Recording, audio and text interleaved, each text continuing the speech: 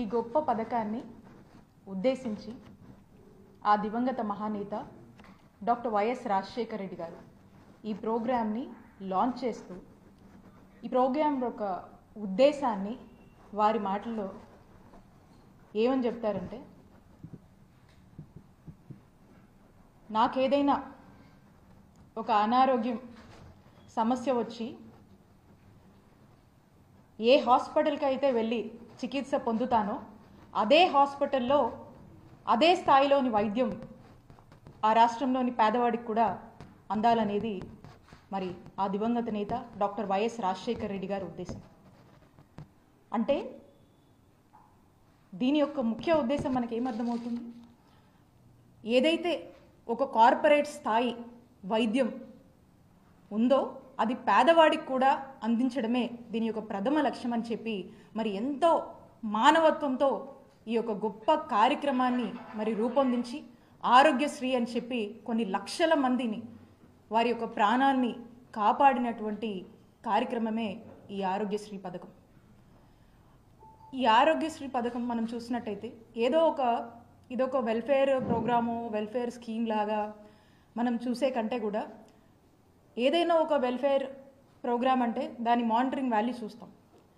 కానీ ఈ ప్రోగ్రామ్ చూసినట్టయితే దీంతో ఇది ఒక మానిటరింగ్ వాల్యూతో పాటు ఒక ఎమోషనల్ వాల్యూ కూడా ఉన్నటువంటి అంత శాంక్టిటీ ఉన్నటువంటి ప్రోగ్రామ్గా ఆరోగ్యశ్రీని చూడాల్సినటువంటి అవసరం ఉంది.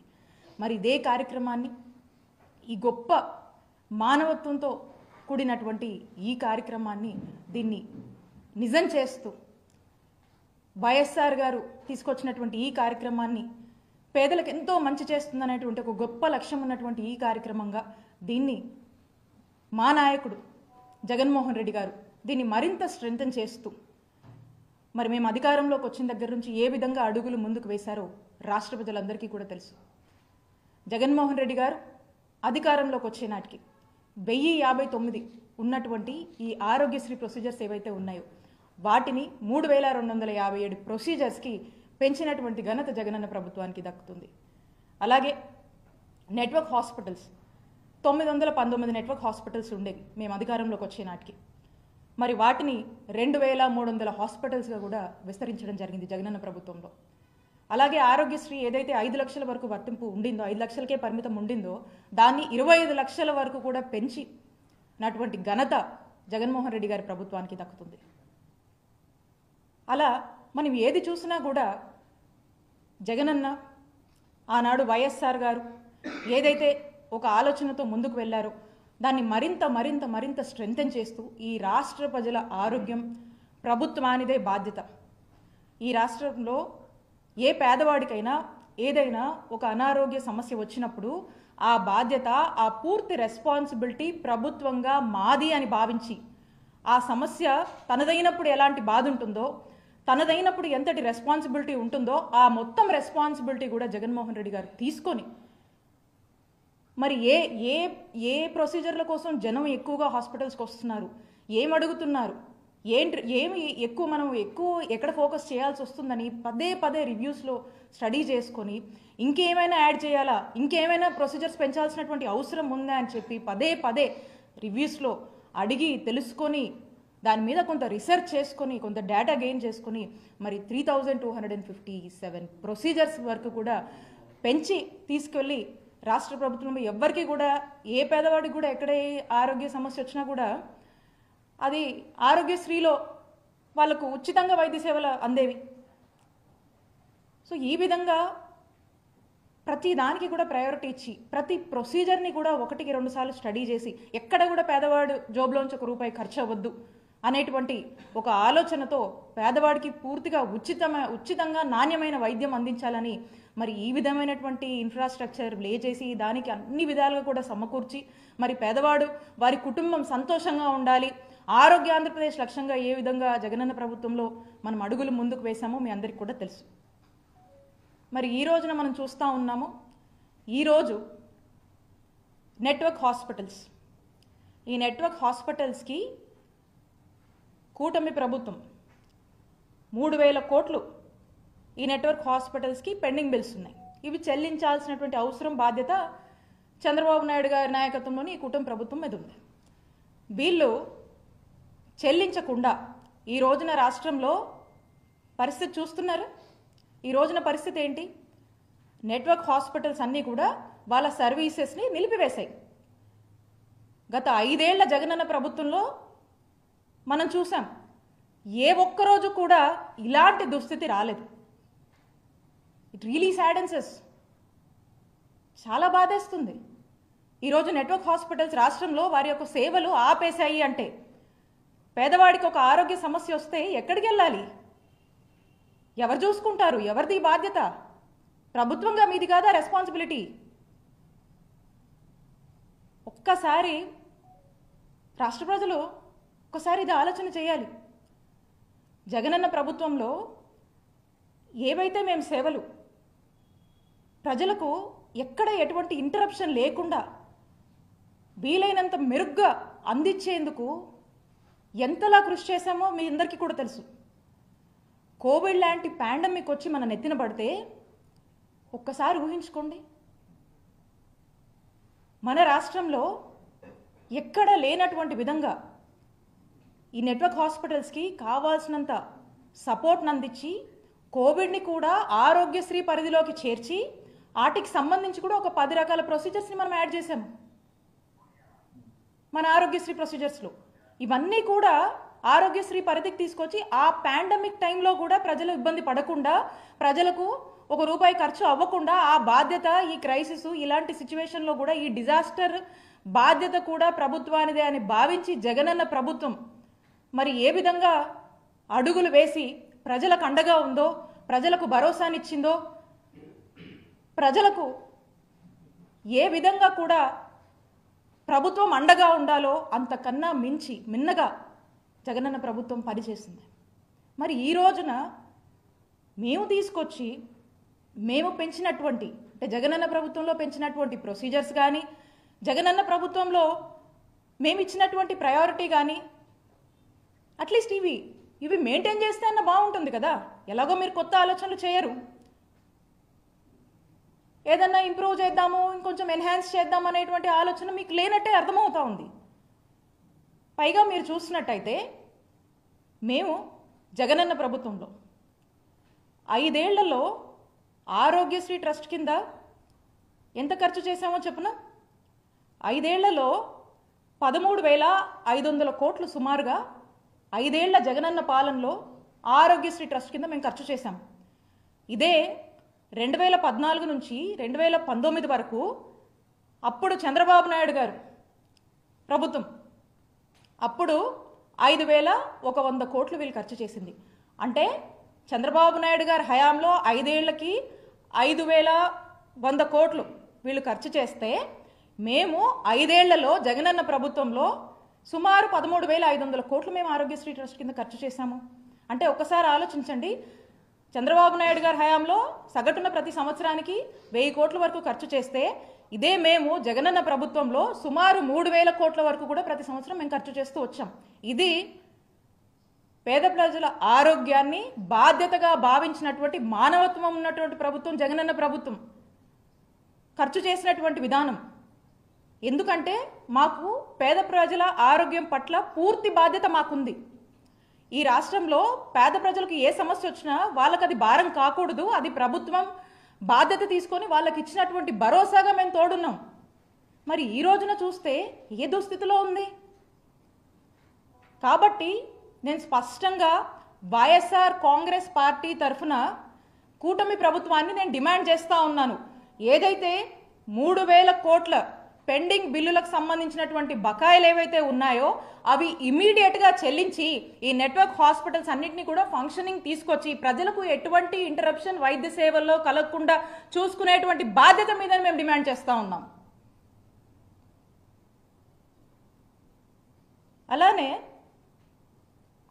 రీసెంట్గా కూటమి ప్రభుత్వం వాళ్ళు చెప్తా ఉన్నారు, ఈ ఫైనాన్షియల్ ఇయర్ కట ఏప్రిల్ 1 నుంచి ఏదో హైబ్రిడ్ ఇన్సూరెన్స్ మోడల్ని తీసుకొచ్చి అమలు చేస్తారంట, అమలు చేసేటువంటి ఆలోచనలో ఉన్నారని చెప్పి చెప్తా ఉన్నారు. ఆరోగ్యశ్రీ ట్రస్ట్లో ఆరోగ్యశ్రీ అనేది ఒక యూనివర్సల్ హెల్త్ కవరేజ్ స్కీమ్ ఇది. మనకు చూసినట్టయితే ఈ రాష్ట్రంలో 90% మంది కుటుంబాలకు ఆరోగ్యశ్రీ ట్రస్ట్ కింద ఈరోజు మనము సేవలు అందిస్తూ ఉన్నాము. 90% మంది కుటుంబాలు ఈరోజు బెనిఫిషరీస్గా ఉన్నారు. ఇలాంటి దాన్ని మీరు ఏదో హైబ్రిడ్ ఇన్సూరెన్స్ మోడల్ అంటున్నారు. అంటే ఏంటి అంటే ఒక ప్రైవేట్ ఇన్సూరెన్స్ కంపెనీకి మీరు ఈ బాధ్యతలను అప్పచెప్పాలని చూస్తున్నారు. దట్ మీన్స్ ఒక థర్డ్ పార్టీని ఎంగేజ్ చేస్తూ ఉన్నారు. ఇదెక్కడిది అసలుకి? ఈరోజు ఏదైతే ఈ రాష్ట్ర ప్రజలు ఎంతో నమ్మకంతో మీకు ఓట్లేస్తే ఏ విధంగా వాళ్లకు మీరు వాళ్ళ మీద వేటు వేస్తున్నారు, ఎలా మీరు చేటు చేస్తున్నారో మీకు అర్థం కావట్లేదా? ప్రజలకు ఒక బాధ్యతగా ఇప్పుడు మేము ఇన్ని ప్రొసీజర్స్ పెంచాము, జగనన్న ప్రభుత్వము ఇంత మేలు చేసింది, దీనికన్నా బెటర్గా మీరు చేస్తారేమో అనేటువంటి ఆశతో ప్రజలు ఎదురు చూస్తూ ఉంటే మీరు ఏదో ఒక థర్డ్ పార్టీని ఎంగేజ్ చేసి ప్రైవేట్ ఇన్సూరెన్స్ కంపెనీలకు అంటగట్టాలని మీరు చూస్తూ ఉన్నారు. అంటే దట్ మీన్స్ ఏంటి? అసలు ప్రైవేట్ ఇన్సూరెన్స్ కంపెనీలు అంటే ఏంటన్నా?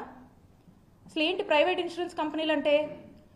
వాళ్ళకు ఏముంటుంది? ద బేసిక్ మోటివ్ ఏముంటుంది? బిజినెస్ మోటివ్ ఉంటుంది, సర్వీస్ మోటివ్ ఉంటుందా? నేను ఇన్సూరెన్స్ కంపెనీలను, ప్రైవేట్ ఇన్సూరెన్స్ కంపెనీలను నేను తప్పు పట్టట్లేదు. బట్ వెరాజ్ ఈ సిచ్యువేషన్కి వచ్చినప్పుడు నేను ఏమడుగుతున్నానంటే, ఆరోగ్యశ్రీ ట్రస్ట్ది service motive, out of pocket expenditure లేకుండా ప్రజలకు ఉచితంగా నాణ్యమైన వైద్య సేవలు అందించడం ఆరోగ్యశ్రీ ట్రస్ట్ యొక్క బాధ్యత. ప్రభుత్వంగా అదే మన యొక్క బాధ్యత. దీన్ని పక్కకు పెట్టి ప్రభుత్వంగా మనం చేయాల్సిన పనిని ఇంకొక ప్రైవేట్ ఇన్సూరెన్స్ మాడ్యూల్ అని చెప్పేసి ఇంకొక థర్డ్ పార్టీ చేతిలో పెట్టి ఏం చేయాలని? అంటే వెల్ఫేర్ని ఏం చేయాలనుకుంటున్నారు మీరు? వెల్ఫేర్ మీద ప్రాఫిట్ చేయాలా, చేసుకోవాలా? ఎంతో కొంత బిజినెస్ మోటివ్ ఉంటుంది కదా. ప్రైవేట్ కంపెనీస్కి సర్వీస్ మోటివ్ ఎందుకు ఉంటుంది? ప్రజలు ఇప్పుడు ఈ ప్రైవేట్ ఇన్సూరెన్స్ కంపెనీకి సంబంధించి మనం చూస్తే వీళ్ళకు ఓన్లీ ఒక సెట్ ఆఫ్ హాస్పిటల్స్తో టైఅప్ ఉంటుంది.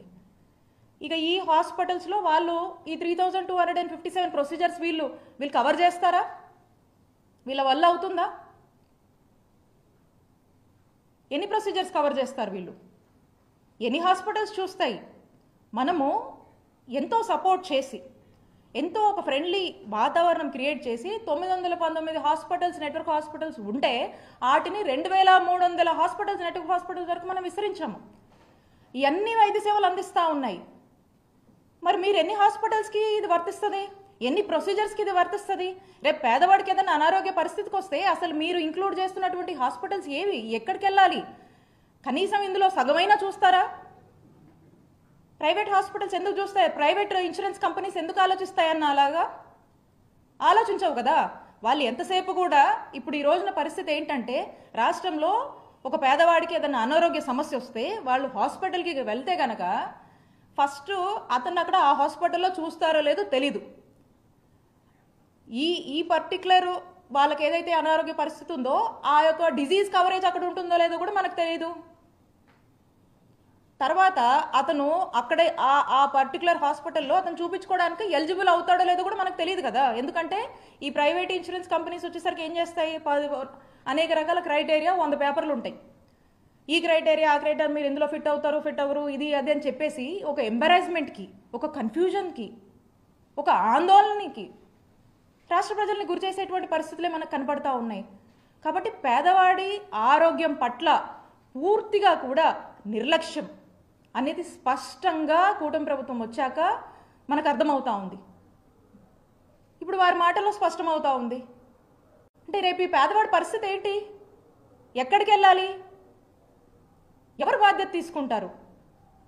ఆనాడు వైఎస్ రాజశేఖర రెడ్డి గారు రాష్ట్రంలో ఉన్నటువంటి ప్రతి ఒక్కరిలో నాకేదన్నా అయితే మా ప్రభుత్వం ఉంది, మా ప్రభుత్వము నాకేదన్నా అనారోగ్యం వస్తే ఆరోగ్యశ్రీ కింద నాకు భరోసానిస్తుంది, నా కుటుంబ సభ్యులకు ఏదైనా అయితే ఆరోగ్యశ్రీ కింద భరోసానిచ్చి మేము ఉచితంగా వైద్యము చేసుకునేటువంటి అవకాశం మా ప్రభుత్వం కల్పిస్తుంది అనేటువంటి గుండె ధైర్యంతో పేదవాడు ఒక భరోసాతో ఉంటాడు. ఏదైతే ఆ భరోసా ఉందో దాన్ని బ్రేక్ చేస్తుంది ఈ కూటమి ప్రభుత్వం. ఈ రోజున ఆ కాన్ఫిడెన్స్ని కోల్పోతున్నారు ప్రజలు. ఈ విధంగా వీరు చేస్తున్నటువంటి ఆలోచనకి పూర్తిగా వైఎస్ఆర్ కాంగ్రెస్ పార్టీ అగేన్స్ట్గా ఉందని తెలియజేస్తున్నాం. We are against the private insurance hybrid model what you are looking at. మేము డిమాండ్ చేస్తూ ఉన్నాము, ఆరోగ్యశ్రీ ట్రస్ట్ కింద ఏదైతే 90% మంది కుటుంబాలని ఈ రాష్ట్రంలో కవర్ చేస్తూ అవుట్ ఆఫ్ పాకెట్ ఎక్స్పెండిచర్ లేకుండా పేదవాడు సంతోషంగా ఈ రోజున హాస్పిటల్కి వెళ్ళి ఎక్కడంటే అక్కడ ఉచితంగా వైద్య సేవలు అందుకునేటువంటి పరిస్థితుల్లోంచి ఇలాంటి ఊబిలోకి మీరు ఒక థర్డ్ పార్టీ ఎంగేజ్మెంట్ పెట్టుకొని అక్కడికి మీరు నెట్టేయడము, వాళ్ళకి ఎటువంటి భరోసాని కల్పించకుండా మరి ఈరోజు ఇలాంటి పరిస్థితుల్లో రాష్ట్ర ప్రజలు మీరు మిగిల్చమనే దానికి వీఆర్ టోటలీ అగేన్స్ట్. అలాగే ఆరోగ్య ఆసరా మీకు తెలిసింది ఒక గొప్ప కార్యక్రమం. అంటే ఒక రోగి సర్జరీ అయ్యి కోలుకునే సమయం ఏదైతే ఉంటుందో రికవరీ పీరియడ్లో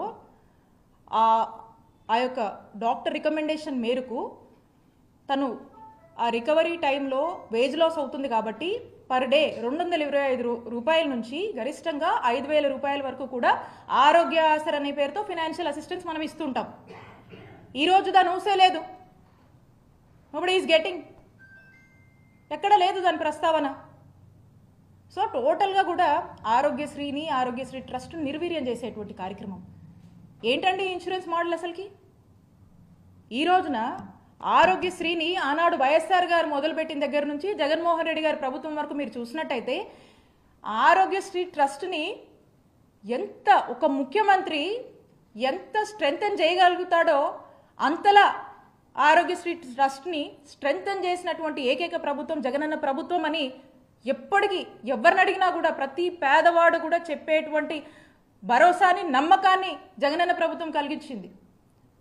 ఈరోజు మనకు ఆరోగ్యశ్రీ ట్రస్ట్ కింద ఎంతోమంది ఎంప్లాయీస్ పనిచేస్తూ ఉన్నారు. కాల్ సెంటర్స్ పనిచేస్తున్నాయి, ఎమర్జెన్సీ కాల్ సెంటర్స్ పనిచేస్తున్నాయి, అండ్ ఎస్పెషల్లీ ప్రెగ్నెంట్ ఉమెన్కి సపోర్ట్ సిస్టమ్కి పనిచేస్తూ ఉన్నాయి. ఏదన్నా ఏ హాస్పిటల్కి వెళ్ళాలని ఈ రోజున ఎవరు ఫోన్ చేసినా కూడా మీరు ఎక్కడ ఉంటారు పలానా హాస్పిటల్కి వెళ్ళాలని రౌట్ చేసే సిస్టమ్స్ని ఈరోజు పనిచేస్తున్నాయి మన దగ్గర. అలాగే ఈ అన్ని సిస్టమ్స్ మనం పెట్టినటువంటి సిస్టమ్స్ని మెయింటైన్ అండ్ మానిటర్ చేస్తున్నాం. మళ్ళీ ఇవి సరిగా పనిచేస్తున్నాయి మనమే ఒక క్రాస్ చెక్ మెకానిజం పెట్టుకొని ఇవి బాగానే ఫంక్షన్ అవుతున్నాయా, బాగానే పనిచేస్తున్నాయా, ప్రజలకి సరైన టైంలోనే అన్నీ మనము అందించగలుగుతున్నామా, అంబులెన్స్లు కరెక్ట్గానే వెళ్తున్నాయా, ఏ హాస్పిటల్కి వెళ్తున్నారో అవన్నీ కూడా మనం ప్రాపర్గా ఒక గైడెన్స్ ఇచ్చి రౌట్ చేస్తూ దీన్ని మనమే మానిటర్ చేసుకుంటున్నాము. ఇంత పెద్ద వ్యవస్థని, ఇన్ఫ్రాస్ట్రక్చర్ ఫెసిలిటీస్ని, ఇంత పెద్ద మెకానిజంని మనం క్రియేట్ చేసి దీన్ని స్ట్రెంగ్తన్ చేస్తూ ప్రజల్లో ఒక భరోసా కల్పిస్తూ మనం వైద్య సేవలు అందిస్తుంటే ఇంత సిస్టమ్ని కాదని, ఇంత మెకానిజంని, ఇన్ని ఇన్ఫ్రాస్ట్రక్చర్ ఫెసిలిటీస్ మన దగ్గర ఉండగా కూడా దీన్ని ఒక అసైడ్ పక్కన పెట్టి ఈరోజు హైబ్రిడ్ మోడల్ అని చెప్పేసి, ప్రైవేట్ ఇన్సూరెన్స్ మోడల్ అని చెప్పేసి ఎందుకు వాళ్ళ వైపు చూస్తున్నారు? అంత అవసరం ఏమొచ్చింది అంటే బేసికల్గా మనము ఈ బాధ్యత నుంచి తప్పుకుంటున్నాము. We are not responsible to the public అనే కదా మీరు మెసేజ్ ఇస్తున్నారు. ప్రజల ఆరోగ్యం మా బాధ్యత కాదు, మేము ఓ ప్రైవేట్ ఇన్సూరెన్స్ కంపెనీకి అప్పచెప్పాము, ఇక వాళ్ళు చూసుకుంటారనేది కదా మీరు ఇస్తున్నటువంటి మెసేజ్, అంతే కదా. ఇది ఎంతవరకు కరెక్ట్ అని కూటమి ప్రభుత్వాన్ని మేము ప్రశ్నిస్తున్నాం. ఈ ఇన్సూరెన్స్ మోడల్ గురించి చూసుకుందాము. మనం చూస్తూ ఉన్నాము కొన్ని స్టేట్స్ నిజంగానే ఈ ఇన్సూరెన్స్ మోడల్ మహారాష్ట్ర, కేరళ వాళ్ళు ట్రై చేసి ఏం చేసాయి, చివరికి క్యాన్సిల్ చేసుకుని మళ్ళీ ట్రస్ట్ మోడల్కే వచ్చి ట్రస్ట్ పద్ధతిలోనే మళ్ళీ ఇప్పుడు వైద్య సేవలు అందిస్తున్నారు. వర్కౌట్ అవ్వలే. This private insurance model is the failure model. దీన్ని కొన్ని స్టేట్స్ ఇంప్లిమెంట్ చేసుకుని క్యాన్సిల్ చేసాయి వర్కౌట్ అవ్వట్లేదని. అలాంటిది ఒక చక్కటి, అసలు మనమే ఇతర రాష్ట్రాలకు ఆదర్శంగా, దేశానికే ఆదర్శంగా ఉన్నటువంటి ప్రోగ్రాం మనది ఆరోగ్యశ్రీ పథకం. 2007లో ఈ ప్రోగ్రాం మనం ఇనిషియేట్ చేసినప్పుడు వైఎస్ఆర్ గారు దేశానికే ఎంతో ఆదర్శంగా మనం నిలిచాం, ఇన్స్పైర్ చేశాం. మరి అలాంటి ఒక గొప్ప ప్రోగ్రామ్ని మనం ఈరోజు కాదనుకొని దీని మీద ఫోకస్ చేయకుండా దీన్ని వీలైతే ఇంకొంచెం స్ట్రెంగ్తన్ చేద్దామనేటువంటి ఆలోచన నుంచి వైదొలిగి ఈ రోజున ఇంకో పద్ధతిలో ఇంకో థర్డ్ పార్టీ ఎంగేజ్మెంట్స్కి అప్పజెప్పి ఒక ప్రైవేట్ ఇన్సూరెన్స్ వాళ్ళకి అప్పజెప్పి ఒక బిజినెస్ మోటోని మనం ఎంకరేజ్ చేస్తూ వాళ్ళకు ఓవర్ హెడ్స్ ఉంటాయి కదా, ఎంత కాదన్నా వాళ్ళకు ఓవర్ హెడ్స్ ఉంటాయి కదా, మరి ఆ ఓవర్ హెడ్స్కి ఎంతో అంత ఖర్చు అవుతుంది కదా, ఎంతో కొంత బిజినెస్ మోడల్లో వాళ్ళు రన్ చేసుకోవాలి కదా. అదేదో మన ప్రజల మీద, మన పేద ప్రజల మీద మనం ఇన్వెస్ట్ చేద్దామనేది కాకుండా మరి వాళ్ళను ఈరోజు వాళ్లకు ఈ విధమైనటువంటి బిజినెస్ మోటివ్ ఉన్నటువంటి దాన్ని మనం ఎంకరేజ్ చేయడం అనేది ఎంతవరకు కరెక్ట్ అనేది ఈ కూటమి ప్రభుత్వాన్ని నేను ప్రశ్నిస్తున్నాను. కాబట్టి నేను స్పష్టంగా తెలియజేస్తూ ఉన్నాము. నెట్వర్క్ హాస్పిటల్కి సంబంధించి ఏదైతే పెండింగ్ బకాయిలు 3,000 కోట్లు ఉన్నాయో ఇమీడియట్గా చెల్లించి వాటిని ఫంక్షనింగ్లోకి తీసుకురావాలి అని చెప్పి వైఎస్ఆర్ కాంగ్రెస్ పార్టీ డిమాండ్ చేస్తూ ఉంది. అలాగే ఏదైతే మీరు ప్రైవేట్ ఇన్సూరెన్స్ మోడల్ అని ఆలోచనలు చేస్తూ ఉన్నారో we are against, YSR Congress party is against this module అని తెలియజేసుకుంటూ యాజ్ ఇట్ ఈస్గా ఏదైతే ఆరోగ్యశ్రీ ట్రస్ట్ని మేము ఏ విధంగా చేశామో దాన్ని ఆ విధంగానే కంటిన్యూ చేయడం వల్ల ప్రజలకు మేలు జరుగుతుంది అనేటువంటి ఒక భావాన్ని మీకు స్పష్టంగా తెలియజేస్తున్నాము. అలాగే ప్రజలకు ఏదన్నా ఇబ్బంది వచ్చి ఇలాంటి పరిస్థితుల వల్ల ప్రజలు ఇబ్బంది పడితే ఖచ్చితంగా వారి పక్షాన మేము నిలబడి వైఎస్ఆర్ కాంగ్రెస్ పార్టీ పోరాడుతుందని తెలియజేస్తున్నాం.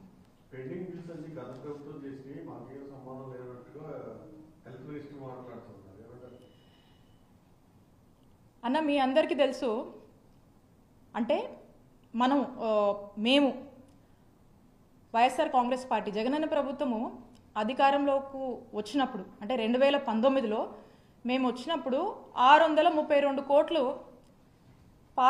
అంటే గత ప్రభుత్వం ఏదైతే వారి యొక్క బకాయిలు ఉన్నాయో 632 కోట్ల బకాయిలు మేము కట్టాము. మేము అధికారంలోకి వచ్చిన వెంటనే మేము కట్టి తర్వాత ఇది కంటిన్యూస్ ప్రాసెస్ ఇంకా వస్తూ ఉంటాయి. కట్టి ఎక్కడ ఆ రోజు నుంచి కూడా ఇందాక కూడా చెప్పాను కదా, కోవిడ్ లాంటి సిచ్యువేషన్స్లో కూడా ఎంత ఖర్చు అయినా కూడా దాంట్లో కూడా ఎక్కడ ఇబ్బంది రాకుండా మేము ఈ నెట్వర్క్ హాస్పిటల్స్ని ఇంకా కూడా వాళ్ళు ఎక్స్పాండ్ చేసుకుంటూ మళ్ళీ మేము స్ట్రెంగ్తన్ చేస్తూ ఏ విధంగా కూడా మేము చేసుకొచ్చామో మీరు చూసారు. అయితే ఇక్కడ మీకు ఒక విషయం చెప్పాలి, ఏ ప్రభుత్వం అయినా కూడా ఒక ప్రభుత్వం మారి ఇంకొక ప్రభుత్వం వస్తున్నప్పుడు మరి ఆ ప్రభుత్వము మరి ఆ యొక్క ముఖ్యమంత్రి వచ్చి ఇంత బిల్లు ఉందని ఏమి సెటిల్ చేసి ఏం పెట్టిపోరు. ఆ ఏదైతే ఉన్నాయో ఆ పెండింగ్స్ ఏదైతే ఉన్నాయో వచ్చినటువంటి కొత్త ప్రభుత్వం బాధ్యత తీసుకొని వాటిని కట్టి ప్రజలకు అంతరాయం లేకుండా ఇంటరప్షన్ లేకుండా ప్రభుత్వాన్ని ముందుకు నడపాల్సినటువంటి బాధ్యత ఉన్నటువంటి ప్రభుత్వానిదని గుర్తు చేస్తా ఉన్నాను.